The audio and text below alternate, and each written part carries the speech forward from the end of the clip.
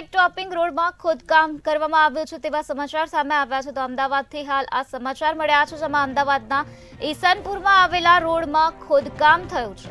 તો ગટર લીકેજ થતી હોવાના કારણે ખોદકામ કરવામાં આવ્યું છે. અધિકારીઓની અણાવડતનો દાખલો સામે આવ્યો છે, જેમાં 3.75 કરોડનો વ્હાઇટ ટોપિંગ રોડ બનાવવામાં આવ્યો હતો.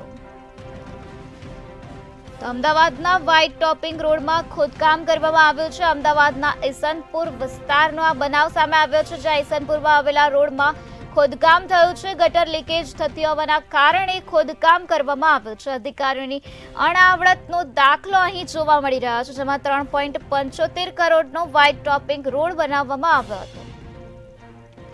તો હાલ ઈસનપુરમાં આવેલા રોડમાં ખોદકામની કામગીરી કરવામાં આવી રહી છે. વ્હાઇટ ટોપિંગ રોડમાં ખોદકામ ચાલી રહ્યું છે. ગટર લીકેજ થતી હોવાના કારણે ખોદકામ કરવાની ફરજ પડી છે. અધિકારીઓની અણાવડતનો દાખલો સામે આવ્યો છે.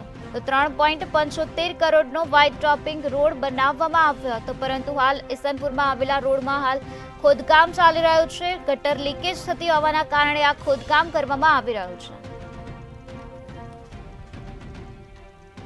અમદાવાદમાં વ્હાઇટ ટોપિંગ રોડમાં ખોદકામ કરવામાં આવ્યું છે. ઈસનપુરમાં આવેલા રોડમાં ખોદકામ થઈ રહ્યું છે.